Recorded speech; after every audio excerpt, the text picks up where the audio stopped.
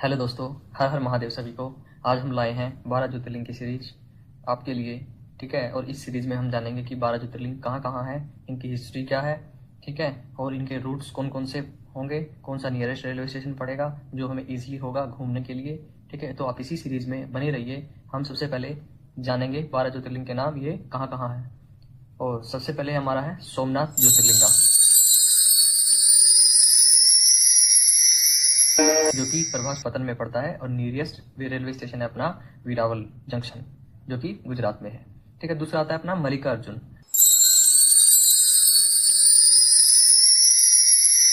मल्लिकार्जुन पड़ता है श्रीशैलम में, मरकापुर रेलवे स्टेशन नियरेस्ट है, और ये अपना आंध्र प्रदेश में पड़ता है। तीसरा है महाकालेश्वर ज्योतिर्लिंगा,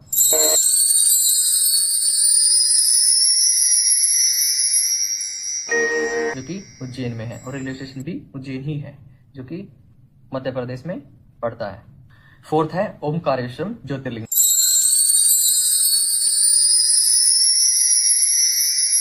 ठीक है, ये मदाता आइसलैंड के पास स्थित है, और इसका नियरेस्ट रेलवे स्टेशन इंदौर है, और आप उज्जैन से भी बस करके जा सकते हैं, जो कि मध्य प्रदेश में पड़ता है। फिफ्थ हमारा केदारनाथ ज्योतिर्लिंगा, जो कि उत्तराखंड में स्थित है, और इसका नियरेस्ट रेलवे स्टेशन ऋषिकेश और हरिद्वार है। उसके बाद आपको बस से ही जाना पड़ेगा। ठीक है, और फिर सिक्स्थ अपना भीमाशंकर ज्योतिर्लिंगा,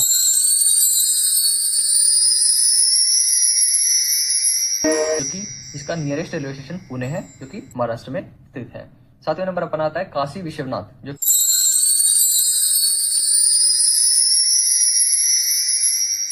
कि वाराणसी में स्थित है। उसका नियरेस्ट रेलवे स्टेशन भी वाराणसी है, जो कि उत्तर प्रदेश में स्थित है। ठीक है, फिर एट्थ आता है हमारा त्र्यंबकेश्वर ज्योतिर्लिंगा, ठीक है, जो कि नियरेस्ट नासिक है इसका रेलवे स्टेशन, और ये महाराष्ट्र में स्थित है। फिर अपना आता है नाइन्थ नंबर पे बैद्यनाथ ज्योतिर्लिंगा,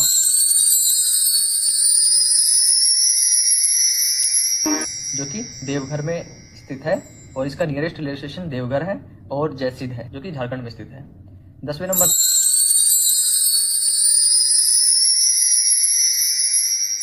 ठीक है, जो नियरेस्ट रेलवे स्टेशन बुधवार का है, जो कि गुजरात में स्थित है। ठीक है, और 11वें नंबर पर आता है अपना रामेश्वरम। रामेश्वरम ज्योतिर्लिंग नियरेस्ट रामेश्वरम रेलवे स्टेशन है, और दूसरा railway station Pamban railway station है, जो कि तमिलनाडु में स्थित है। 12वां और लास्ट ज्योतिर्लिंग हमारा गिद्धनेश्वर ज्योतिर्लिंग,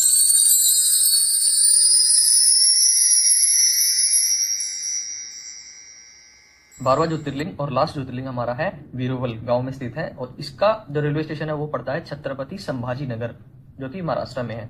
तो मैंने आपको 12 ज्योतिर्लिंग के नाम और कहाँ कहाँ ये बता दिए हैं। सोमनाथ ज्योतिर्लिंग पर उनकी हिस्ट्री के बारे में चर्चा करेंगे। ठीक है, उनके नाम का अर्थ क्या है, किस कारण सोमनाथ ज्योतिर्लिंग यहाँ प्रकट हुए। ठीक है, इन सभी चर्चा के साथ हम आगे बढ़ते हैं। ठीक है, सोमनाथ, सोम मतलब चंद्रमा, नाथ मतलब भगवान, चंद्रमा के भगवान। तो इस वर्ड का इस हिस्ट्री पे सबसे जो पहले कारण है प्रकट होने का, वो यही है। तो राजा दक्ष की 27 पुत्रियों के साथ चंद्रमा का विवाह हो जाता है। ठीक है, बट चंद्रमा क्या है, सिर्फ एक पुत्री से ज़्यादा प्रेम करता है, जो कि 26 पुत्रियां जो थी राजा दक्ष की, उन्हें बिल्कुल भी अच्छा नहीं लगता। उनके पास जाती है और कहती है कि हमें प्रेम नहीं मिल रहा। तो राजा दक्ष गुस्से में आकर उनको श्राप दे देते हैं। ठीक है, वो श्राप के कारण चंद्रमा बिल्कुल ही डार्क हो जाता है, उनकी रोशनी बिल्कुल खत्म हो जाती है। उसी रोशनी को वापस लाने के लिए और उस श्राप से मुक्ति पाने के लिए जो चंद्रमा थे, उन्होंने भगवान शिव की आराधना करी, तपस्या की, और सालों साल तक तपस्या करी। फिर भगवान शिव प्रकट हुए, और चंद्रमा ने फिर भगवान शिव से इस श्राप की मुक्ति के लिए अपना इच्छा जाहिर करी। तो भगवान शिव कहते हैं कि ये श्राप अब पूरी तरीके से खत्म तो नहीं होगा, लेकिन आपकी जो चमक है आती रहेगी। स्टार्टिंग में, महीने के स्टार्टिंग में घटती रहेगी, घटती मिड रेंज तक, फिर लास्ट में फिर वो बढ़ती रहेगी। ठीक है, और फिर भगवान शिव से चंद्रमा ने रिक्वेस्ट करी, कृपया पाने के लिए। उन्होंने कहा कि आप यहीं पे रह जाइए और भक्तों का उद्धार कीजिए। तो फिर वो सोमनाथ के रूप में यहीं पे रह गए। तो एक और मैं छोटी सी बात कहना चाहूँगा, शिवलिंग। शिवलिंग से आप क्या समझते हैं? लिंग मतलब जो आज लोग बोल देते हैं लिंग, स्त्रीलिंग, पुल्लिंग, ये वो, कुछ नहीं। शिवलिंग, लिंग मतलब पहचान, अंश, शिव के अंश को ही शिवलिंग कहा जाता है। दैट्स इट, सिंपल भाषा में। और लोग पता नहीं क्या क्या सोचते रहते हैं, समझते रहते हैं, बट एग्जैक्ट यही है। ठीक है, तो हम फिर आते हैं सोमनाथ ज्योतिर्लिंग पे। सोमनाथ ज्योतिर्लिंग का एक रहस्य आपको ये भी बताता हूँ कि उसको 17 बार तुड़वाया गया था। जी हाँ, आप इतने असमंजस में मत होइए। ठीक है, 17 बार तुड़वाने के बाद भी इस ज्योतिर्लिंग का बाल बाका नहीं हो सका, मंदिर का बाल बाका नहीं हो सका। महमूद गजनवी से लेकर औरंगजेब तक सबने इसको तुड़वाया। 17 बार तो हमारा डॉक्यूमेंट्री पे आया है, पता नहीं कितनी बार इसको तुड़वाने की कोशिश करी गई, बट इसके बाल बाका ना हुआ। इन द एंड लास्ट में ऐसा शास्त्रों में पढ़ा गया है, सरदार वल्लभ भाई पटेल ने अपने कार्यकाल में इसको पूर्ण निर्माण करवाया और फिर वो आज तक अच्छे से चलता आया है। ठीक है, और यह है समुद्र के नज़दीक है, 3 दिशाओं से। ठीक है, और जो इसके ऊपर आप देखते हो ना, जो कलश बना हुआ है, वो कलश बना हुआ वो 10 टन का है। हाँ, 10 टन का, देख लो कैसे। और ये 155 फीट का मंदिर है। ऊंचाई जो इसकी है वो 155 फीट की है। तो ये जानकारी अगर आपको पसंद आई हो तो लाइक, शेयर, सब्सक्राइब कर देना। ठीक है, फिर मिलते हैं फिर नेक्स्ट वीडियो में अलग इतिहास से। हर हर महादेव, जय शिव शंभू। हर हर महादेव सभी को। क्या हाल है आप सभी का? ठीक है, तो आए हम नई दूसरी वीडियो को लेके, और जो भारत का, संसार का दूसरा ज्योतिर्लिंग है, नाम है मल्लिकार्जुन, जो आंध्र प्रदेश के श्रीशैलम में स्थित है। आज हम उसी ज्योतिर्लिंग के बारे में आपसे चर्चा करेंगे कि वो प्रकट कैसे हुए। ठीक है, और क्या रीज़न था। ठीक है, तो सतयुग की बात है, जो भगवान गणेश और भगवान कार्तिकों में आपस में चर्चा हो रही थी कि मैं बड़ा हूँ, शक्तियों में, सब कुछ में मैं बड़ा हूँ। गणेश जी बोले नहीं, मुझ में ज़्यादा शक्ति है, मैं बड़ा हूँ।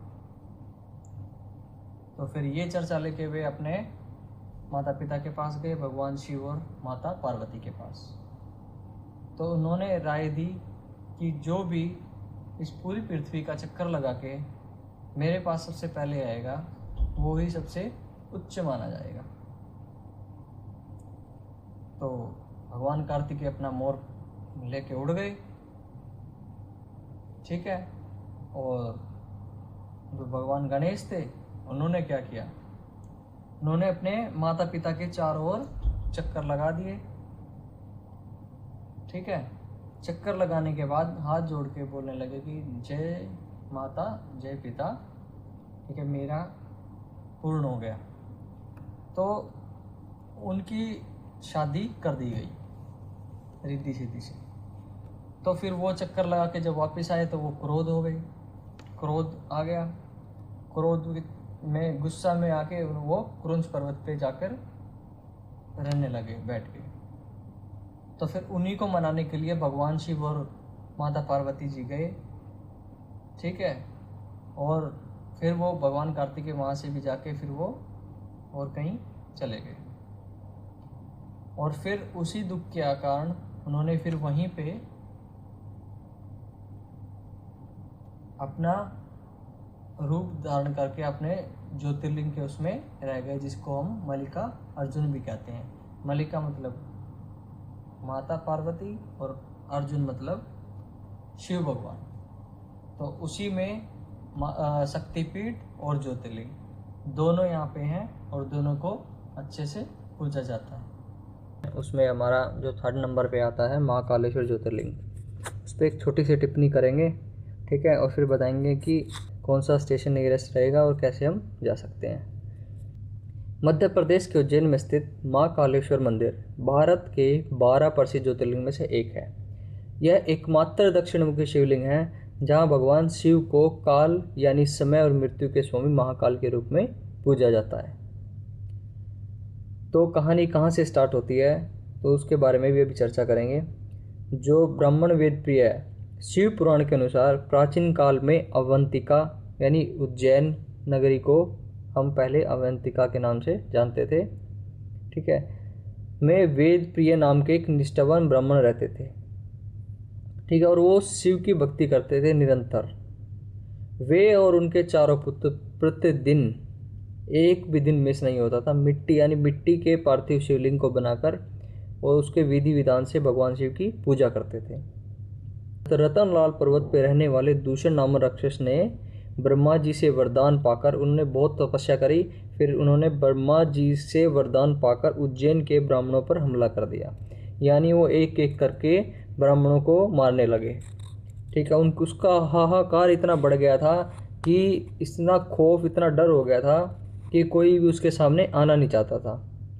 फिर जो ब्राह्मण वेद प्रिय थे, ठीक है, वो निष्ठावान से अपनी पूजा पाठ करते रहते थे, ठीक है, तो उन्होंने और ज़्यादा भक्ति करी, और ज़्यादा भक्ति होने के कारण भगवान शिव का प्रकट होना तय था, जो कि वो हो गए।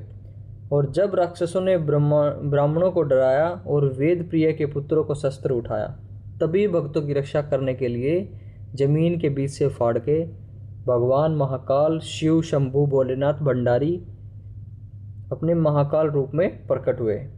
फिर उन्होंने राक्षस का वध किया, और तो फिर हमारे शिव शंकर भंडारी जी जाने लगे भगवान।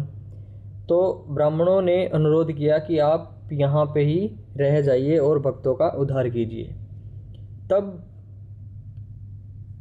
शिव शंकर भगवान ने अवंतिका नगरी में महाकालेश्वर के रूप में, ज्योतिर्लिंग के रूप में यहाँ पे स्थापित हो गए, विराजमान हो गए, नगरी में विराजमान हो गए।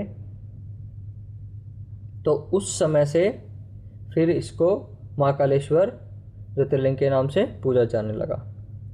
और इसके जो थोड़ा सा पॉइंट बताते हैं कि इस ज्योतिर्लिंग का मुख दक्षिण दिशा की ओर है। दक्षिण दिशा का मतलब माना जाता है मृत्यु का द्वार, जो तंत्र और साधना और मृत्यु के भय को दूर करने के लिए विशेष माना जाता है। और जो उज्जैन नगरी है, ठीक है, उसमें भस्म आरती प्रसिद्ध है। जो महाकाल आप भी जाएं तो भस्म आरती जिसको भी मिल जाता है, माना जाता है कि जिसको भी ये मिल जाता है भस्म आरती, उसको मोक्ष का प्राप्त होना तय है। तो ये छोटी सी टिप्पणी थी मेरी ओर से आपको थोड़ा सा इतिहास बताने की।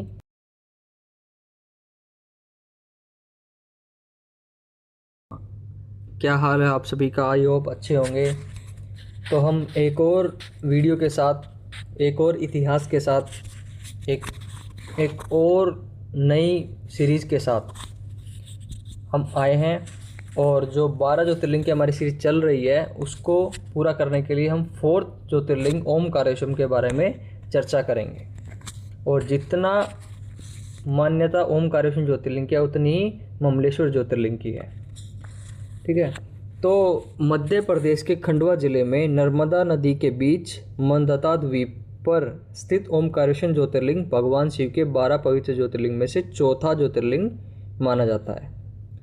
यह द्वीप प्राकृतिक रूप से ओम के आकार का, अगर आप ड्रोन शॉट वगैरह करोगे तो ये ओम के आकार का ही आपको दिखेगा।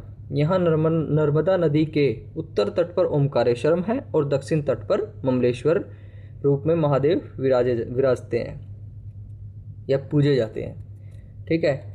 पौराणिक कथा और उत्पत्ति के आधार पर जो राजा मंदता की तपस्या, उन्होंने जो कठोर तपस्या करी थी, पुराणों के अनुसार इक्ष्वाकुर वंश के राजा मंदाता ने यहाँ नर्मदा नदी के तट पर भगवान शिव की कठोर तपस्या की थी और उनकी भक्ति से प्रसन्न होकर शिव जी यहाँ ज्योतिर्लिंग के रूप में प्रकट हुए। और जो विंध्य पर्वत की कथा है ना, एक अन्य कथा के अनुसार विंध्य पर्वत ने भगवान शिव को प्रसन्न करने के लिए यही कठिन तप किया था, जिसके बाद शिव जी ने ओमकार, प्रणव और अम्बरेश्वर यानी ममलेश्वर 2 रूपों में यहाँ स्थान ग्रहण किया था। ये हम रेलवे स्टेशन पे कि क्या नज़दीक है और क्या क्या कर लेते हैं, ठीक है। और जो इंदौर से आ रहे हैं फ़्लाइट में, बस में, कहीं से भी आप आ रहे हो, तो इंदौर से भी आपको 2 से 3 घंटे लगेंगे आप वहाँ भी ज्योतिर्लिंग के दर्शन कर सकते हो। ठीक है, तो फिर यही था, थोड़ा सा इतिहास, थोड़ी सी नॉलेज। आपको अच्छी लगे तो लाइक शेयर कमेंट कर देना। ठीक है, तो मिलते हैं फिर नेक्स्ट वीडियो में एक छोटे से इतिहास के साथ और एक छोटे से सीरीज़ के साथ। इस सीरीज़ को कंप्लीट करेंगे, ठीक है, धीरे धीरे। और जो कुछ क्वेश्चन हो आपका कमेंट कर देना, ताकि मैं उस कमेंट को पढ़ के आपको आंसर दूं और अच्छे से जो वीडियो में मिस्टेक्स हुई हैं आगे ना हो। ठीक है, तो मिलते हैं नेक्स्ट वीडियो में। हर हर महादेव, जय शिव शंभू।